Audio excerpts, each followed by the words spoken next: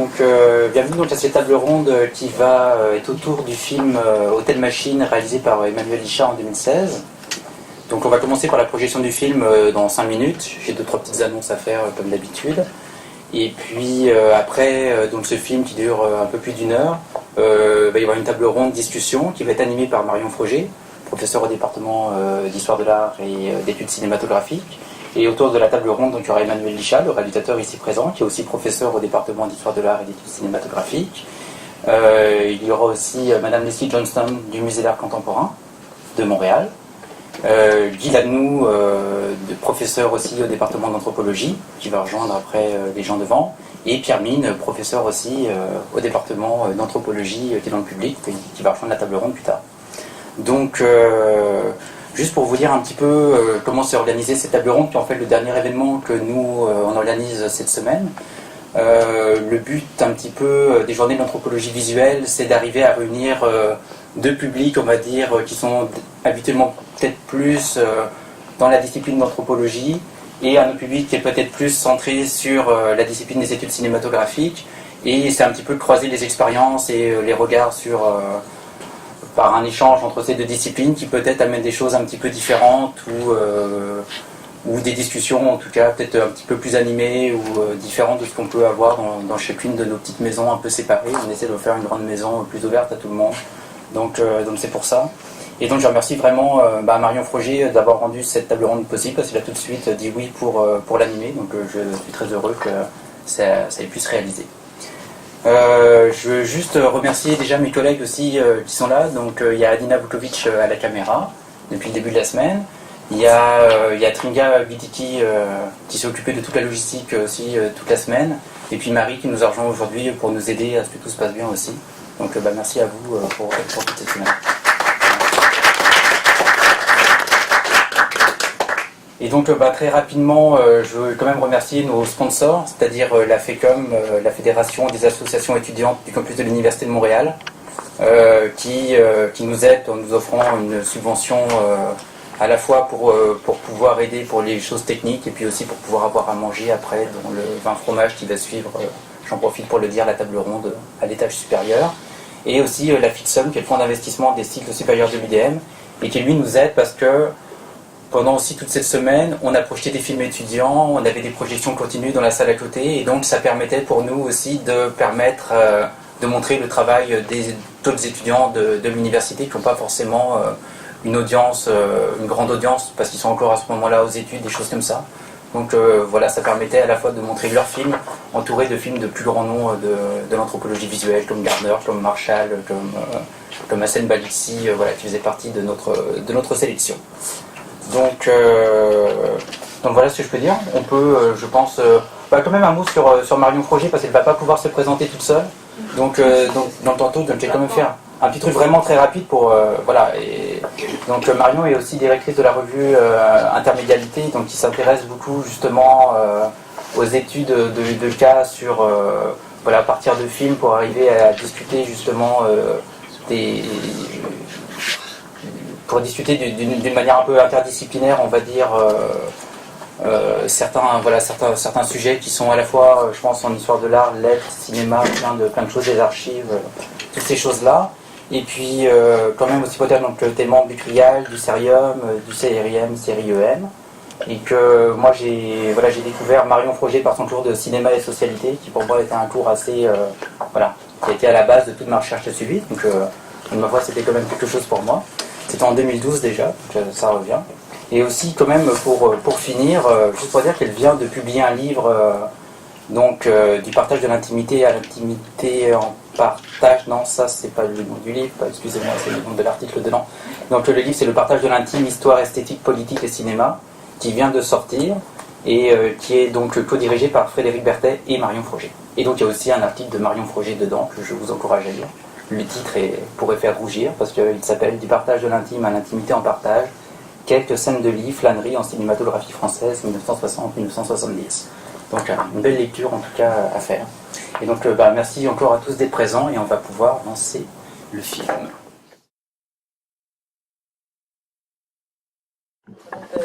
D'abord je voudrais remercier Joachim pour la belle présentation qu'il a fait.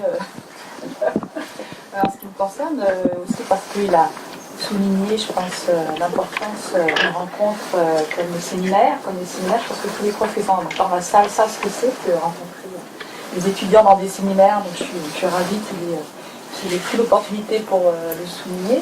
Et puis, à mon tour, je vais présenter Emmanuel avant de commencer. Donc, tu m'arrêtes, Emmanuel, parce que j'ai tout fait de mémoire. Donc, si jamais je dis quelque chose de faux, tu me dis. Donc, Emmanuel, tu as une formation, d'après un souvenir, en géographie urbaine, en pratique des arts. Tu as un doctorat aussi en culture visuelle, que tu as obtenu en Angleterre, à Londres. Et puis, tu as une pratique de cinéaste, d'artiste, tu as enseigné en France et depuis un an, tu es professeur ici au département d'histoire de l'art et d'études cinématographiques de l'Université de Montréal, avec la grande mission de développer la recherche-création dans notre département. Est-ce que oui, c'est pas mal. Je voulais aussi signaler que pour tous ceux qui s'intéressent au travail d'Emmanuel, il y a ce fameux catalogue que je vais peut-être montrer, qui raconte le catalogue d'exposition qui a suivi l'installation, qui a suivi la réalisation du film au Musée d'art contemporain de Montréal. On aura l'occasion d'y revenir avec Leslie Johnston, mais aussi en tant que directrice de la revue Intermédialité, je voudrais aussi vous inviter éventuellement à aller lire le texte d'Emmanuel sur son travail qui est paru dans le numéro 29, je pense, de la revue, qui s'appelle Refaire et qui est sur Érudit. Donc Emmanuel a rédigé un très très beau texte qui revient sur l'ensemble de son œuvre, et je voudrais peut-être même commencer, alors avant de donner la parole après à mes co-partenaires, peut-être inviter d'abord Emmanuel à nous dire en quel point ce film-là est en fait la pièce d'un ensemble et a démarré finalement à partir d'autres projets antérieurs. Comment tu as eu l'idée finalement de t'intéresser à ces hôtels, et particulièrement à ces hôtels de guerre, et comment cette histoire t'est venue en fait de quelque chose que tu as élaboré il y a quelques années autour de photographie, en fait, d'un projet photographique. Peut-être commencer par là pour qu'on comprenne un peu tout le cheminement et pourquoi finalement ça se déploie aussi dans une installation. Peut-être que ça a aussi un rapport avec cette diversité que tu as imposée à Hotel Machine. Effectivement, le travail autour de manière plus générale des conflits, de manière plus spécifique de la représentation des conflits, date de quelques années. Je m'intéresse au moins depuis le début des années 2000, une époque où j'ai habité dans une ville en situation de post-conflit à Sarajevo, à la façon dont les conflits sont représentés, même après les faits vus, et attirent par exemple des touristes. Donc je me suis intéressé aux activités des touristes de guerre, par exemple, dans un projet. Et la façon un peu de fictionnaliser, par exemple, les événements par les guides touristiques m'avait guidé vers cette façon de raconter du storytelling autour des événements. Et puis j'étais venu à m'intéresser au travail des militaires. Je fais un long détour, mais c'est pour revenir vers la question des hôtels. Les militaires, comme vous savez, qui sont généralement occupés à se préparer à la guerre, le font souvent dans des contextes de théâtralisation des événements. Et puis, toutes les armées du monde le font, des camps d'entraînement, des sortes de villages, de reenactment, etc. Mais j'avais trouvé un exemple assez frappant chez les militaires américains qui, dans un camp d'entraînement qui s'appelle Fort Irwin en Californie, reconstituer des villages complets, soit afghans, soit irakiens, pour l'entraînement des troupes avant que les militaires soient déployés sur place. Donc c'est des villages qui changent de physionomie selon l'actualité des conflits, évidemment. À l'époque, donc dans les années 2010-2011, on était encore en plein conflit irakien, donc j'avais eu l'autorisation de me rendre là-bas et de filmer. Donc il faut imaginer des sortes de petits villages décorés avec des containers, mais de manière assez réaliste. Ça se situe idéalement entre Las Vegas et Hollywood. Je dis ça parce que beaucoup de techniciens de l'industrie du cinéma sont embauchés pour maquiller ces containers, les rendre crédibles comme un décor de cinéma. Il y a des maquilleurs, il y a voilà, toute l'industrie cinématographique et même des figurants qui sont embauchés parmi la diaspora irakienne qui est nombreuse à San Diego, donc des Irakiens américains appelés à jouer leur propre rôle dans une sorte de caricature vestimentaire de ce que peut être un Irakien. Donc voilà, cette fascination pour la construction fictionnalisée de situations très réelles m'avait attiré là-bas. Donc j'ai fait un film qui s'appelle Mirage, mais un accident de parcours, de tournage, s'est passé quand on m'a proposé de loger dans un hôtel au sein du décor. Alors, je n'avais pas très bien compris avant d'y aller, mais en y arrivant, j'ai vu qu'effectivement, dans ce décor de village irakien qui comprenait une mosquée, des magasins, le bureau du commissariat, etc., il y avait aussi un hôtel, bizarrement. Et c'était en fait le seul bâtiment fonctionnel, le seul qui était habitable. Donc, tout ce qu'il faut, un lit, l'air climatisé, des petites gravures au mur, des plantes.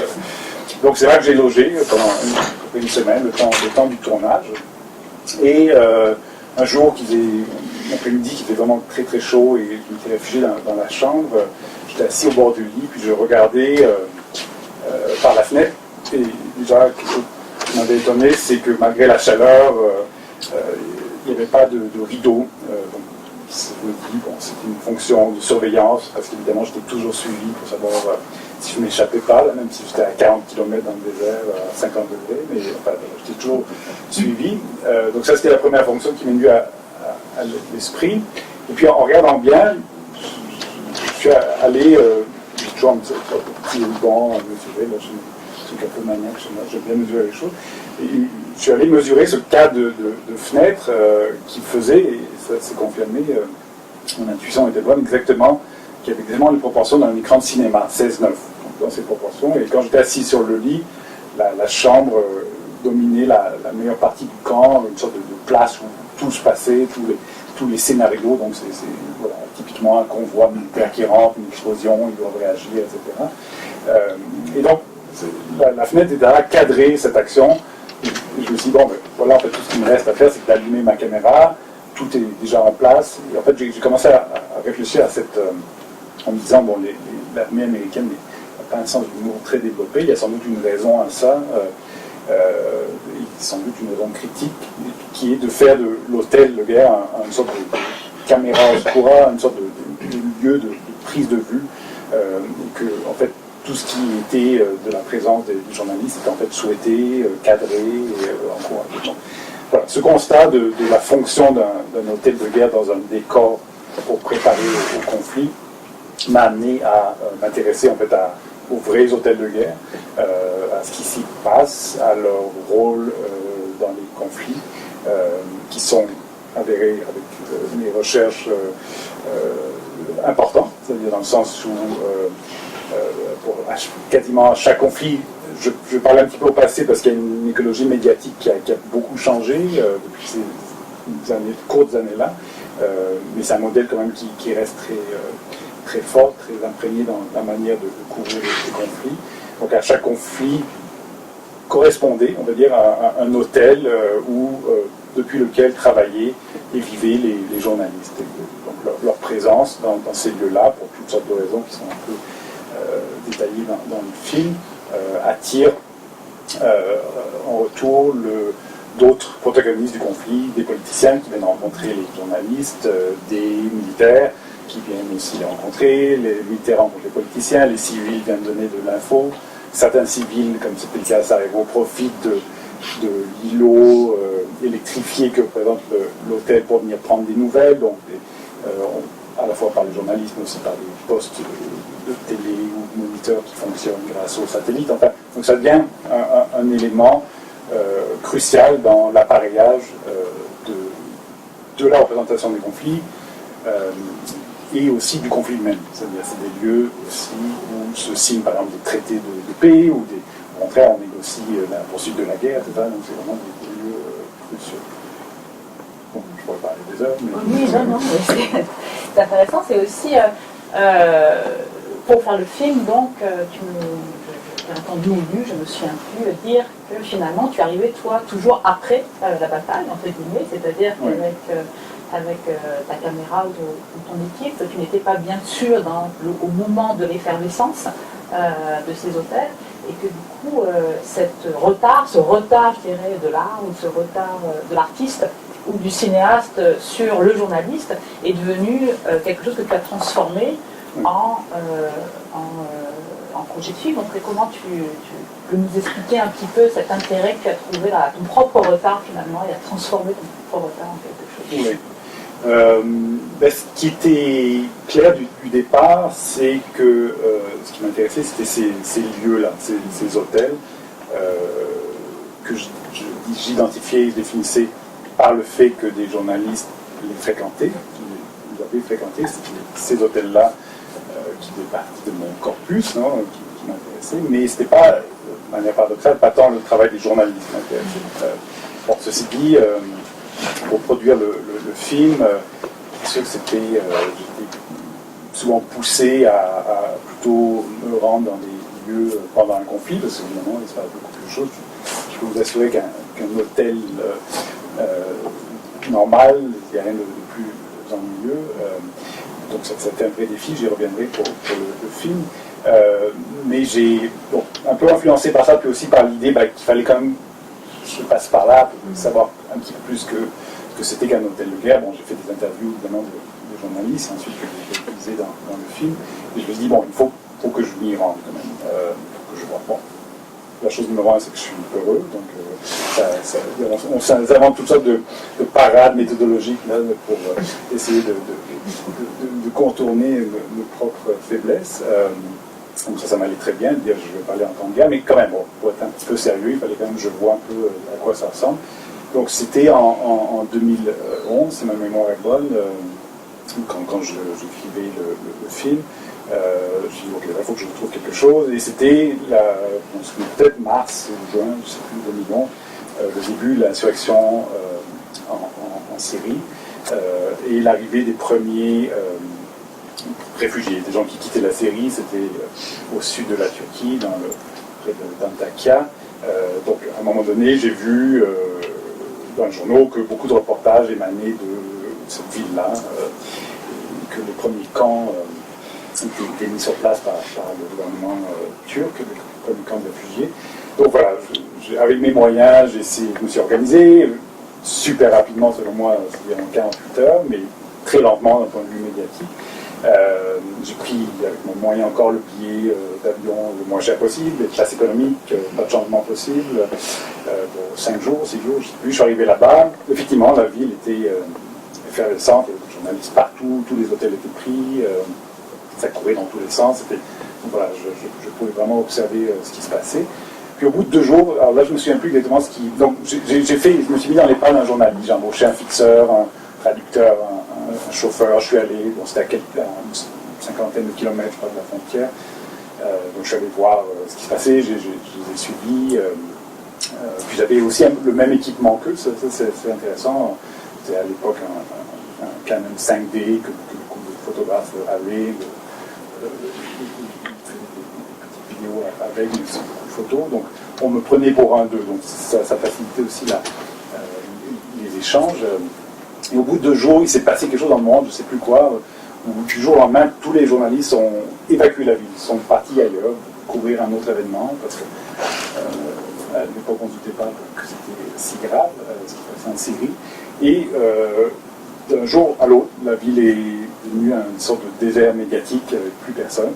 Alors, mon premier réflexe a été de penser que, bon, finalement, je n'avais plus rien à faire là, mais à cause de ce billet pas cher, j'étais bloqué là pendant au moins 3 jours. Et en fait, ça s'est révélé être le moment le plus intéressant pour le projet. C'est là où tout le monde est devenu désœuvré, disponible. Il n'y avait plus de touristes parce que c'était quand même devenu un peu inquiétant dans la région. Tous les fixeurs, traducteurs, voilà, cherchaient du boulot. été ravis maintenant de nous parler, de raconter leur histoire. Puis j'ai compris, le personnel de l'hôtel aussi est venu, donc j'ai compris que ce serait le temps, la bonne temporalité pour le film que d'être après les faits. Donc voilà, c'est devenu, puis l'histoire, ça doit être toujours en retard au lieu de vivre comme un handicap de l'artiste par rapport à des sujets d'actualité. Je l'ai revendiqué en disant bon, c'est un temps de la réflexion qui n'est pas du tout le temps médiatique. Donc même si mon objet est le même, mon approche est c'est très intéressant aussi parce que je pense que ça illustre aussi peut-être tout le travail conceptuel finalement que fait le film aussi. Je l'ai vu aussi dans le générique. Tu vas chercher différents hôtels, mais tu les unifies comme si c'était un seul hors-lieu, on va dire, un seul lieu hors-lieu. À travers, je vois au générique, tu as mis tous les serveurs ensemble, tous les fixeurs ensemble, comme s'ils appartenaient au même lieu. Tu as aussi pris la peine de glisser un personnage dans tous les lieux que tu as visités, le même personnage énigmatique. Donc on a l'idée, enfin on a l'impression que tu construis quand même cette idée du lieu de l'hôtel comme machine, comme tu disais, comme une machine qui a un sens particulier, qui est effectivement aussi, qui a une signification, une fonction aussi incroyable, et c'est peut-être là aussi que ça change beaucoup aujourd'hui, c'est ce que je disais tout à l'heure, ça nous montre aussi une communauté de journalistes, c'est-à-dire que c'est là que ces journalistes non seulement se rassemblent et entretiennent des liens, mais se montrent comme communauté, se montrent comme entité. Et aussi donc ont une importance comme entité journalistique, autant pour ceux qui habitent le théâtre des conflits que pour les militaires qui inventent par ailleurs des hôtels dans leur camp d'entraînement pour intégrer cette entité-là dans leur scénario de guerre. Donc on a toute cette construction, je dirais, formelle et conceptuelle de la guerre à travers cette manière de finir un lieu vide, mais un lieu qui participe à toute cette économie. Donc c'était intéressant aussi de te faire revenir sur cette idée qui vient d'une sorte de hasard, celui qui prend une caméra puis qui va quelque part pour filmer quelque chose qui l'intéresse et qui au bout du compte finit par faire un film qui s'enracine dans ce geste-là, mais qui en fait produit un tout autre texte, je dirais, une vraie analyse de ce qui est en train de se passer sur le plan à la fois politique et médiatique. Donc cette façon de s'imbriquer est très très intéressante dans ton travail. Et j'ai l'impression aussi que il y a quelque chose aussi où à différents niveaux justement dans ton film, donc il y a ce côté très conceptuel, très analytique, on comprend un peu mieux comment ça fonctionne, grâce à ton montage, grâce à tes parties. Mais il y a aussi alors là peut-être que je rebondirai sur les choses qui se sont dites au début du colloque, une forme de sensibilité cinématographique que tu mets en avant.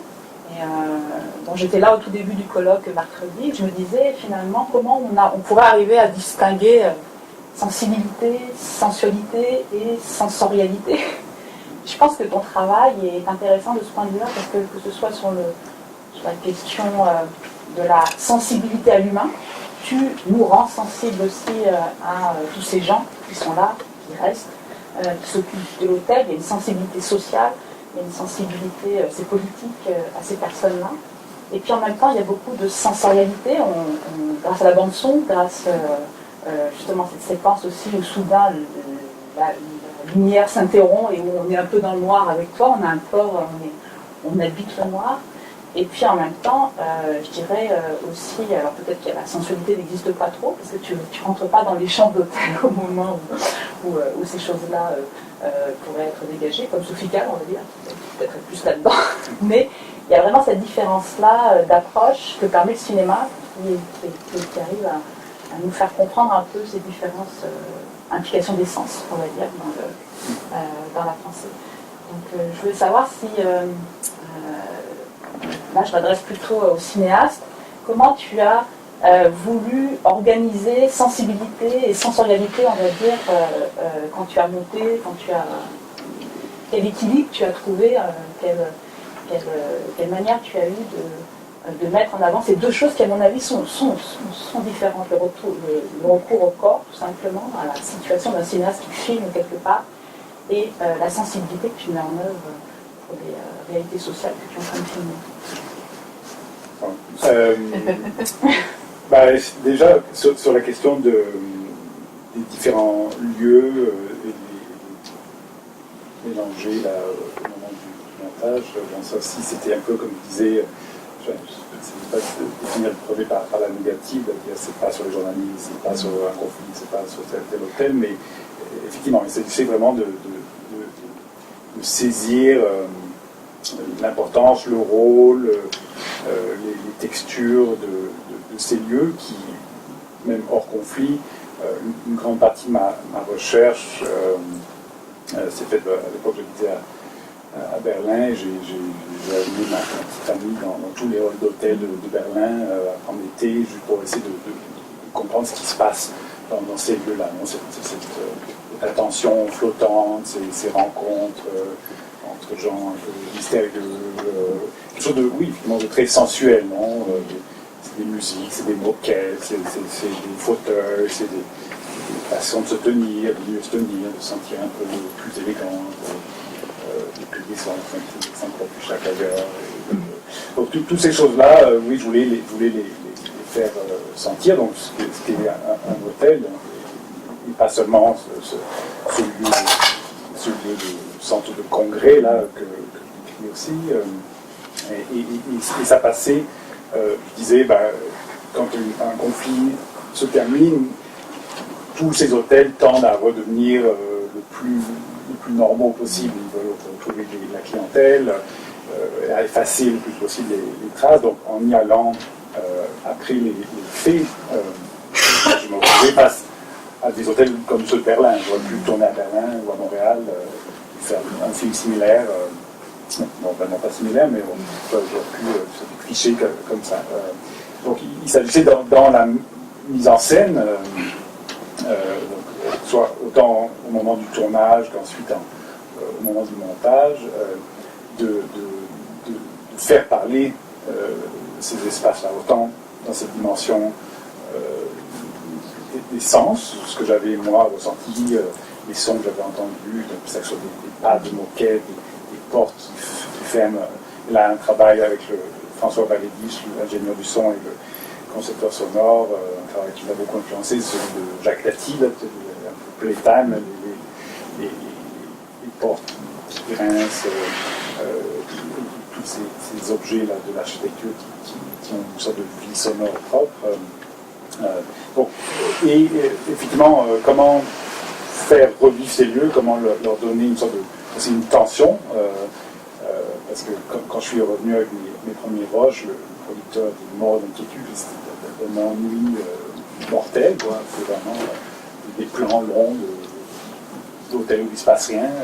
Donc il s'agissait vraiment, bon, il y avait quand même quelques plans intéressants, là, c'était pas juste du plat, mais il s'agissait avec les gens du lieu de faire appel à leur mémoire, à leurs émotions, même si ça ne s'agit pas d'aller chercher des larmes, mais des histoires. À Sarajevo, j'étais très servi pour ça, parce qu'on était assez loin de la fin du conflit, mais aussi les gens avaient une sorte de générosité qui était parlée volontiers, mais aussi après tout un travail sonore là, qui était de faire revivre ces espaces. Et j'ai essayé de faire sentir comment dans ces lieux-là, par exemple, une anecdote, à un moment donné, on était au petit déjeuner au moment du tournage, puis il y a eu des ambulances à l'extérieur, 2 ou 3, un peu plus que normal. On serait ici, on ne serait pas vraiment inquiété par un lieu d'ambulance. Mais là-bas, tout à coup, ça prend une dimension haute. Là, vraiment, on sait qu'on est à Sarajevo, ça fait 20 ans que c'est fini, mais des ambulances, ça nous inquiète. Et à tel point que c'est tellement partagé, peut-être tellement courant, que quelqu'un de l'hôtel sort et vient rassurer tout le monde. Vous vous inquiétez pas, c'est pas la guerre qui commence. Donc tout ça pour dire qu'ils sont très une grande banalité dans ce contexte-là. Je sais pas, un verre qui casse, tout à coup, on fige son attracteur. J'ai une amie qui a été en Bosnie pendant la guerre, qui est incapable aujourd'hui de citer un feu d'artifice. J'ai une mémoire de peur, même si c'est un son a priori joyeux, elle pourrait se rappeler de mémoire. Ces sens, ils sont aussi convoqués là, par cette mémoire sonore du. Merci beaucoup.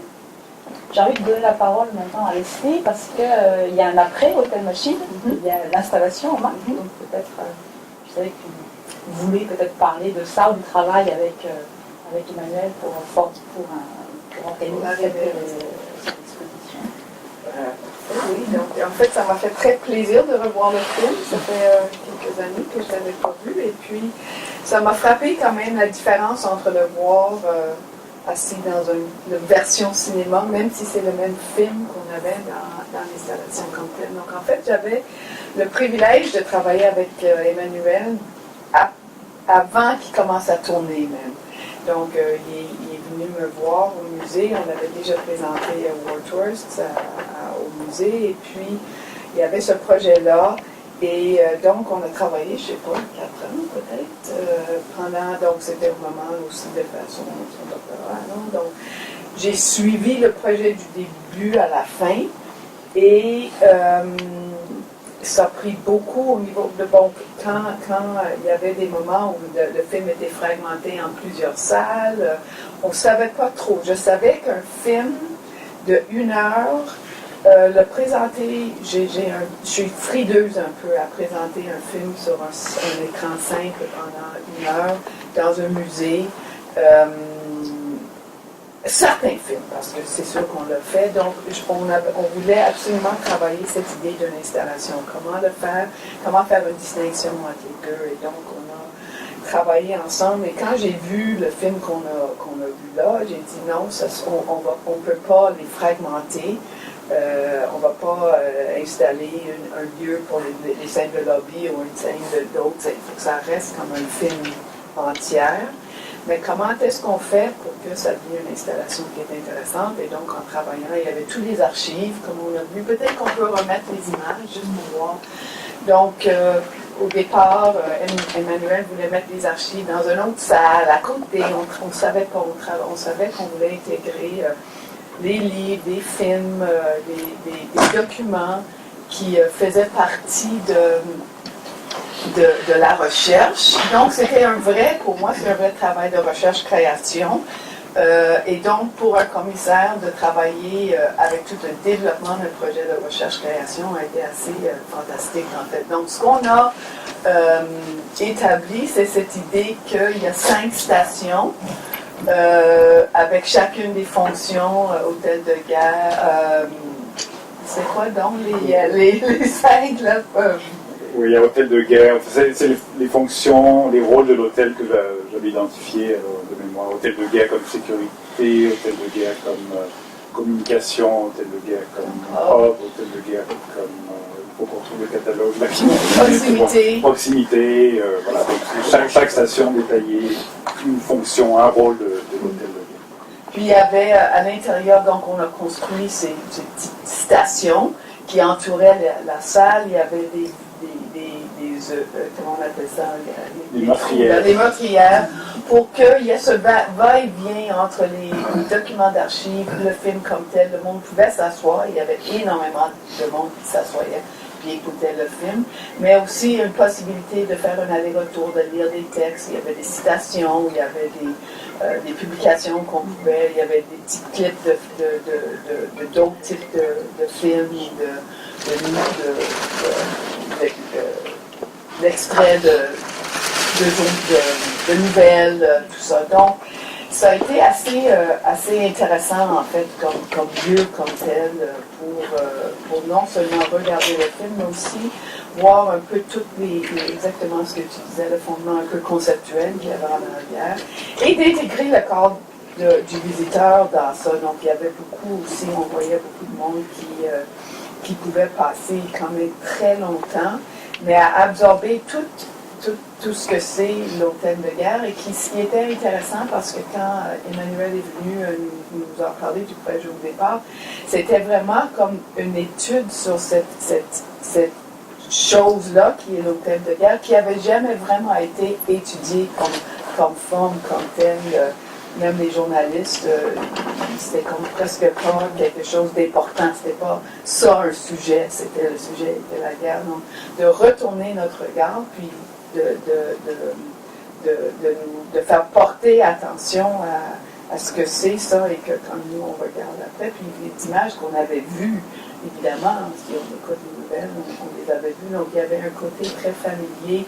On avait mis des vidéos de Baghdad Hotel ou de Hotel Rwanda, ou les films que d'autres, des films plus populaires que le monde ont lu, des textes très savants, des textes beaucoup plus accessibles. Donc il y avait vraiment cette idée d'avoir plusieurs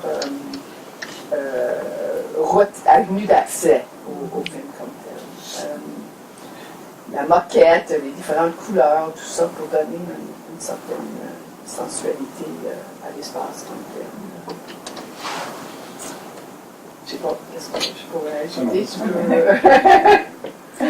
Enfin, c'était aussi, voilà, je dis dans ce contexte-là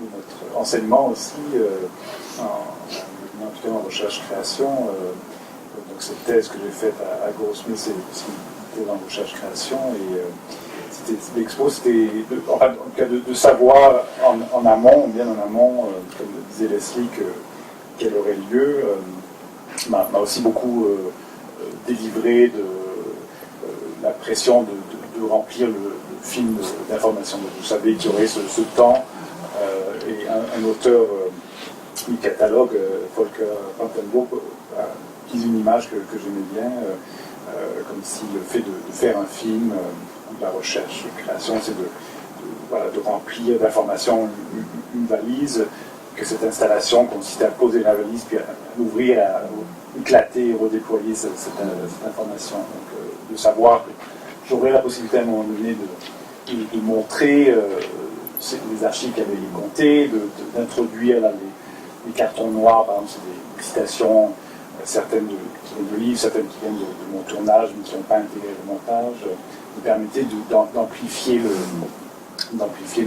projet de recherche. Alors tu disais aussi tout à l'heure que le contexte a beaucoup changé, en tout cas le contexte médiatique, de la prise d'image et de l'intégration de la prise d'image à la guerre. Donc je voudrais peut-être me tourner vers Guy Lanour, parce qu'on a un peu échangé aussi à propos du film, sur cette question de l'image. En fait, Guy, cette question de comment faire confiance à l'image, comment lui donner un poids de vérité aujourd'hui, alors que la question de la vérité de oui, il y a ça, mais aussi un autre aspect qui m'a frappé du film, effectivement, c'est que l'utilisation, on pourrait dire, de deux plans et deux cadres de façon simultanée. C'est-à-dire, il me semblait que de beaucoup de prises, il y avait un grand cadre assez statique, mais l'information est présentée par le moyen d'un petit cadre, essentiellement, soit un écran de cellulaire, ou une vidéo, ou une fenêtre. Il y a un encadrement à l'intérieur, et donc il y a une petite action, puis une grosse chose statique, essentiellement, qui l'encadre. Alors, ça un peu inverse mon image et mon idée que j'avais des hôtels comme un centre, et même l'idée que je pensais peut-être était communiquée par ce film, que les hôtels sont quand même des centres névralgiques. Donc ici, on a l'idée, comment dire, du stase et du dynamisme ensemble. Et donc, ça me semblait un peu contradictoire. Le film a beaucoup parlé parce que, effectivement, j'étais barman quand j'avais 15 ans, 16 ans, et je me sentais tellement important parce que soudainement, je savais tout comme barman. Non? Je savais qui mettait de l'eau, coupait l'alcool avec de l'eau, qui faisait des fausses commandes, qui harcelait les femmes de ménage. Donc, on était au centre, au cœur d'un réseau névralgique essentiellement comme le bar. Ainsi, je vois que, effectivement, l'action est un peu à l'inverse de ce que je pensais, moi, ce que je ressentais, que la vraie action est dehors. Alors, quel est le rôle de l'hôtel? C'est-à-dire, est-ce que c'est un plan, évidemment, de votre part, de filmer comme ça, de monter le film comme ça? Vous êtes trop intelligent, puis le film est trop intelligent pour ne pas être un plan, non? Alors, quel est le rapport entre, on pourrait dire, la vérité extérieure qui est très dynamique et la vérité intérieure qui est assez statique. Et on semble que aussi les personnes, le deuxième aspect de ça, c'est que les personnes qui travaillent à l'hôtel ont un point de vue extrêmement personnalisé sur les événements. Oh, tu te rappelles, c'était Christiane Amanpour, c'était Jean Paz qui est mort. Là.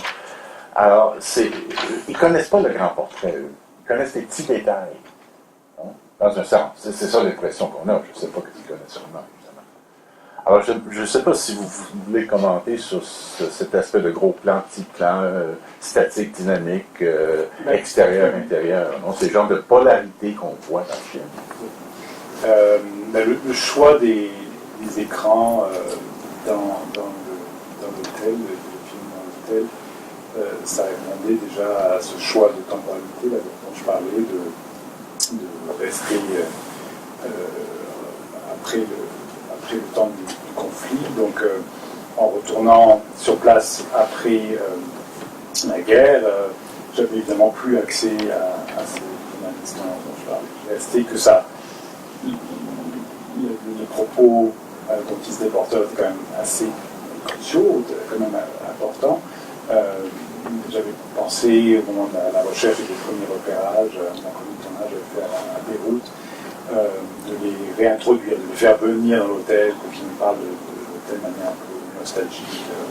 Je me rends compte que ça ne marchait pas du tout. Donc, dans le premier temps, j'avais fait ces interviews, j'ai fait beaucoup d'interviews de reporters de guerre, certains que je pouvais rencontrer, mais beaucoup par Skype.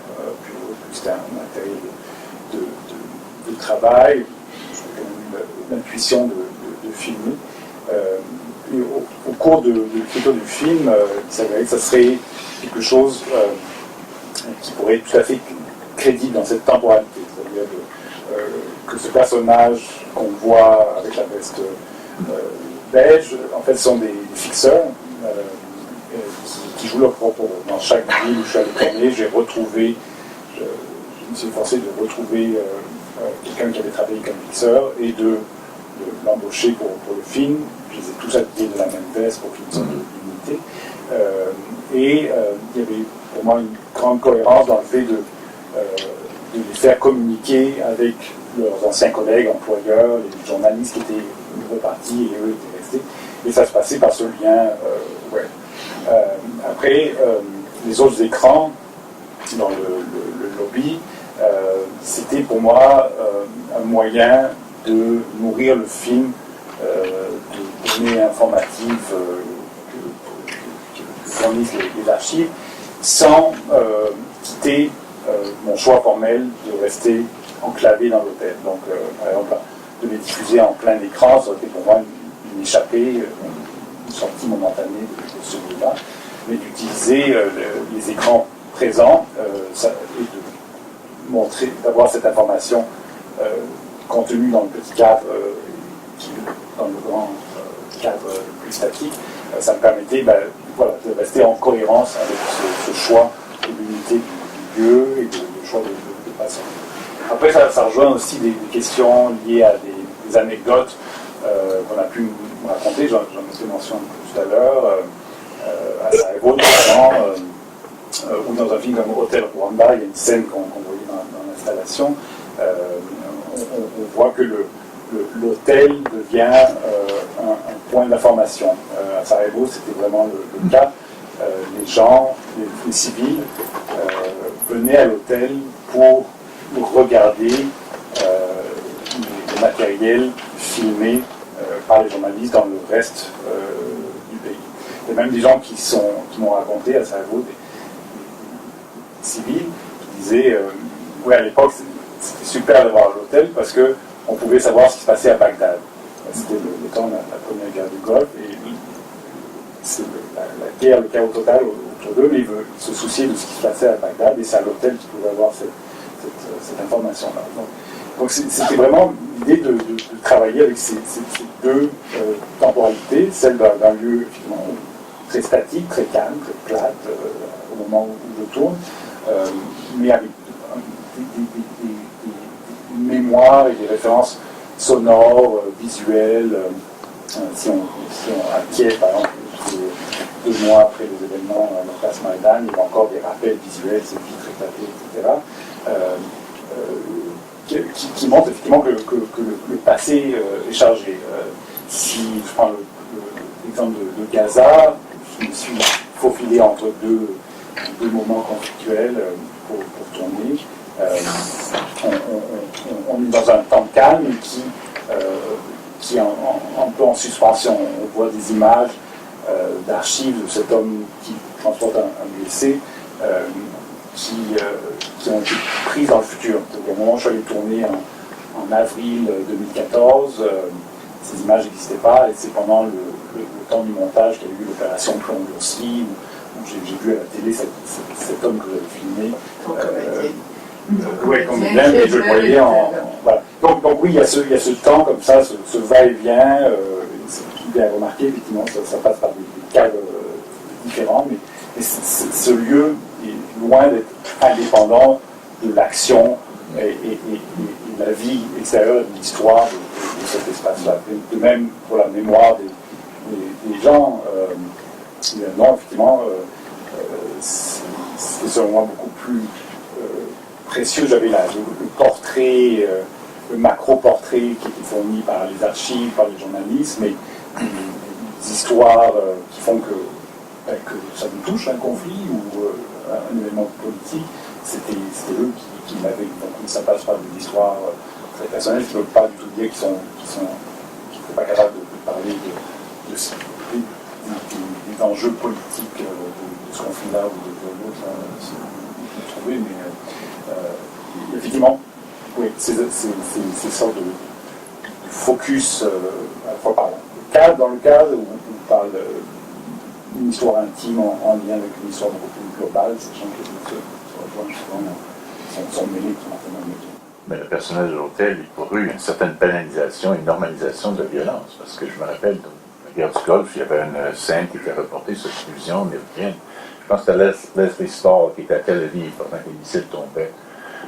Il était évidemment en anti-balle, casque, et en arrière, il y avait personne qui balayait tranquillement dans l'arrière-plan, comme une missile. On en a vu.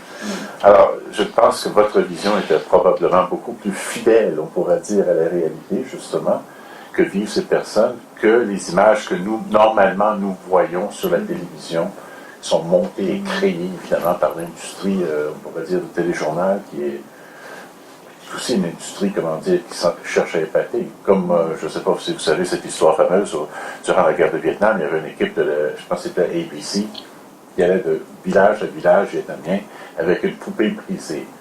Donc, il y avait toujours le gros clan, le Dolly Shot quasiment, non? De cette poupée avec la jambe brisée, puis là, on voyait le village dévasté. Donc, c'était complètement inventé. Alors, j'ai beaucoup admiré le film. Je crois que, avant de passer peut-être la parole à Pierre-Mine, qui connaît ces endroits, je pense, où vous avez séjourné, il y a effectivement une chose qu'on oublie de l'image quand on est trop pris avec l'image médiatique. On pense toujours que l'image est immédiate, en tout cas qu'elle est dans l'instantané ou dans l'actualité, elle est la prise directe, la saisie du réel, alors que l'image est capable de rendre la temporalité soit par un avant-plan ou un arrière-plan, ou évidemment ici dans cet hôtel où tu as monté à la fois la temporalité longue de l'entretien d'hôtel et des activités journalières et banales et quotidiennes qui se déroulent dans cet hôtel et qui étaient les mêmes, et on le sait, qui étaient exactement les mêmes au moment de l'effervescence, qui, elle, est rappelée effectivement par les souvenirs qu'en ont gardé le personnel, et que toi-même tu retrouves en cherchant une autre temporalité peut-être, une troisième temporalité dans ton rapport au lieu. Donc c'est aussi ça, je pense, c'est l'intérêt de travailler différemment l'image, en tout cas de toujours rappeler qu'elle a ces couches-là. Donc Pierre-Mine, par rapport à cette question d'être sur les lieux, sur place, du souvenir, de la manière dont on sent qu'ils sont habités, qu'ils sont désertés, donc ils continuent à jouer un rôle. Est-ce que vous voulez peut-être intervenir? Je peux peut-être partager quelques réflexions d'un contexte assez différent. Je fais des études de terrain à Haïti. J'ai passé quand même pas mal de temps dans des hôtels lors de mes entretiens. Je travaillais avec des humanitaires, alors des gens qui venaient et J'ai fait du terrain avant et après le tremblement de terre de 2010 qui a eu attiré un nombre énorme de personnes et de ressources. Mais c'est des endroits qui m'ont toujours à la fois attiré à cause du confort, l'air climatisé, l'électricité, de l'eau, un lit confortable, etc. Et en même temps, c'est des endroits dont on m'avait dit que je devais me méfier, justement, parce que c'était des espaces où se planifiaient les coups d'État, où l'élite haïtienne collaborait avec la CIA pour des politiques contre le peuple, le représailles, etc. Et ce que je trouve intéressant en suivant un peu le parcours des hôtels en Haïti, puis sont fascinants, il y a des hôtels des années 1910, 1920, c'est pas du tout le contexte de guerre, mais plus le contexte d'instabilité politique et de catastrophes naturelles. Il y a eu des époques où chaque hôtel avait vraiment son caractère, son tempérament, son style, puis les gens disaient « moi je restais jamais là, j'allais toujours là ». C'était pas une question de coût, c'était une question de qui était là, qui on pouvait trouver, quel type de cuisine, quel type de musique d'ambiance, etc. Et puis aussi les familles qui possédaient les hôtels. Alors, tout ça, c'est des hôtels qui appartiennent aux élites. Et par la suite, il y a eu un désir un peu d'uniformiser l'hôtel pour que ça soit un espace neutre, que ça soit tout le temps les mêmes draps, les mêmes oreillers, les mêmes lits, etc., que ça devienne tout la même chose. Et ce que je perçois dans les dernières années depuis le tremblement de terre, l'idée qu'on doit inclure maintenant la touche haïtienne dans l'hôtel, l'artisanat haïtien, l'art haïtien surtout, la musique, la décoration, et rendre ça assez différent, mais pas trop différent non plus. Alors ça, c'est une dimension que je trouvais intéressante aussi pour les années de construction de l'hôtel, des hôtels. Et puis dans ce cas-là, on ne voyait pas autant l'idée de créer quelque chose de très individuel au niveau de l'architecture ou de la forme. Qu'est-ce qu'on est en train de vendre en termes d'expérience, d'identité, pour quelle raison? Des espaces qui sont vraiment particuliers parce que c'est à la fois la domesticité, mais pas chez soi. Alors, c'est de créer un espace où on peut dormir, où on peut manger, où on peut se laver, mais en même temps, on n'est pas chez nous. Alors, que ça soit d'un côté confortable, que ça soit attentionné, mais en même temps, les clients ne doivent pas trop s'approprier l'espace non plus. On ne peut pas laisser des choses quand on quitte, on ne peut pas prendre des choses de la chambre non plus. Et une dimension qui n'était pas particulièrement présente dans le film, mais j'imagine que c'était présent pendant le terrain ou en conversation avec les gens, c'est toute l'industrie du travail du sexe dans les hôtels, qui peut être autant en temps de guerre, en temps de crise, en temps de catastrophe, ou en temps tout à fait banal. L'idée que l'hôtel peut représenter dans certains milieux des lieux pour principalement les travailleuses de sexe, avoir des rencontres anonymes et créer un espace sexualisé, genré. Et des images de ça quand même. Oui, il y a un moment où on voit comme un poignet, un bracelet. Il y a deux femmes aussi. Oui, c'est ça. Et finalement, toute la question de l'exclusion versus l'inclusion, alors de dire qui peut rentrer à l'hôtel. Et ça, en Haïti, et je pense dans beaucoup d'endroits, c'est quelque chose de majeur. Si tu n'es pas de la bonne couleur, et si tu n'arrives pas avec un véhicule, si tu n'es pas habillé d'une certaine façon, il y a des gardes armés aux portes de l'hôtel qui tu n'as pas le droit de rentrer. Et moi, j'ai souvent eu à aller chercher des gens que je voulais rencontrer ou des gens que je voulais mettre à l'hôtel pour marcher avec eux, pour croiser l'espace, parce que sinon, ils n'ont pas de permission d'entrée. Pour le contexte haïtien aussi, la présence d'un certain hôtel, c'est perçu comme une réussite économique. Alors, je me souviens, quand le Marriott est ouvert à Port-au-Prince, c'était « Ah, le Marriott est là, ça implique une stabilité politique, il va y avoir des emplois. » C'est des chambres qui coûtent 250 $ US par nuit. C'est le salaire d'une famille haïtienne pendant un an. C'est incroyable le décalage au niveau de l'économie de l'hôtel versus l'économie de la population. Ça comme un symbole de réussite financière, en même temps critiqué par des mouvements progressistes en disant c'est l'exploitation, c'est les multinationales, c'est les Américains qui sont en train d'acheter les terres, les Best Western, le Marriott, le Sheraton, ils ont tous ouvert en Haïti dernièrement. Et aussi l'idée que s'il n'y a pas d'hôtel, c'est un échec. C'est un endroit qui n'a pas réussi, qui n'a pas su attirer ce genre d'infrastructure pour avoir des gens. Quand l'hôtel ferme ou est abandonné ou qu'il n'y en a pas eu du tout, que c'est un problème. Alors, ce couteau de double tranchant que l'hôtel peut être à la fois quelque chose qui exploite une sorte de parasite ou en même temps un porteur d'espoir ou un espace qui va par la suite amener des touristes, des investisseurs, des commerçants, des emplois. Alors, comment vous faites pour négocier, vous, quand vous êtes dans ce genre d'hôtel, votre ressenti du lieu? Bien, moi, en fait, j'ai eu la chance, j'ai pas eu à rester à l'hôtel. Et ça, souvent, les anthropologues vont avoir une réaction très forte. Moi, je resterai jamais à l'hôtel. Je me souviens de parler à quelqu'un qui commençait un terrain, j'ai dit, mais dans cet endroit-là, où est-ce que tu vas loger? Il y a l'hôtel qui est là. Non, non, moi, je resterai pas dans l'hôtel. D'être très friand de ça. Ça joue pour montrer, mais c'est extrêmement cher. C'est très, très cher de rester dans cet espace. Alors, souvent, les budgets de terrain ne permettent pas ça. On trouve des choses alternatives avec des amis dans les centres communautaires, des écoles, etc. Mais, vous voyez, j'ai un colloque d'anthropologie dans un hôtel à Port-au-Prince, au Marriott. Et puis, d'un côté, ça va être un décalage parce que je vais voir des amis qui ont de la difficulté à manger, puis en même temps, moi, je reste dans une chambre qui va me coûter beaucoup plus cher que ça. Et en même temps, je vais être très heureux d'arriver à un endroit où j'ai du Wi-Fi. Oui, alors on est tous, on participe tous à ça, et puis qu'on soit dans des salles bien éclairées, sécurisées à l'Université de Montréal ou un Marriott à Port-au-Prince, quelque part, c'est pas deux univers différents. C'est pas plus problématique de rester dans un hôtel en Haïti que ça l'est à Montréal. Le ressenti, c'est plus un choc, mais finalement, les gens qui disent moi je pourrais jamais rester dans un endroit comme ça d'abord, mais pourquoi vous le faites ici constamment? Mais dans le film, ce qu'on voit par contre, c'est que, où on sent, c'est que ceux qui travaillent dans les hôtels, c'est des emplois, même aujourd'hui, qui sont privilégiés. Dans certaines, ils sont protégés, ils ont accès à la bouffe, ils peuvent se faire. Enfin, il y a comme une certaine. Donc, il y a un temps, il y a comme un temps d'attente aussi de tous les employés de l'hôtel. Ils sont là. Les fixeurs attendent la prochaine gang, mais même il y a comme un. C'est pas la cohue de ce qu'on peut imaginer, même aujourd'hui, après la guerre, mais aussi qu'ils ont financièrement probablement gagné un peu mieux leur vie que d'autres dans certains des contextes, mais aussi que si c'est comme à Gaza, mais ils sont dans une vie qui va être protégée, mais aussi ils travaillent au café du coin. Oui. À Sarajevo, pendant le conflit, les employés n'ont pas été payés. Ouais.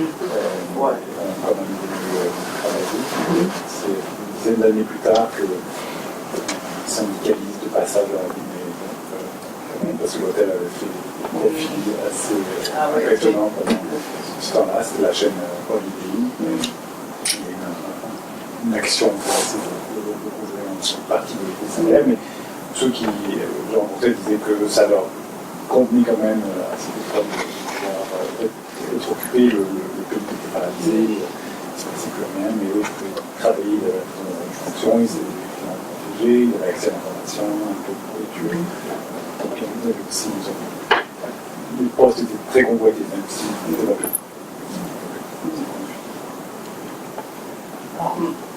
Je pense qu'on a quand même parlé longtemps. Joachim, c'est toi qui as l'heure.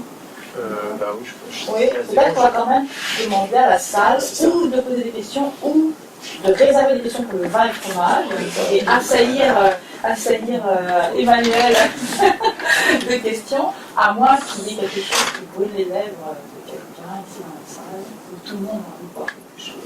Absolument. Alors, je déclare. Je vous remercie d'abord de votre attention et je remercie Emmanuel, je remercie les panélistes de cette belle soirée. Allez voir.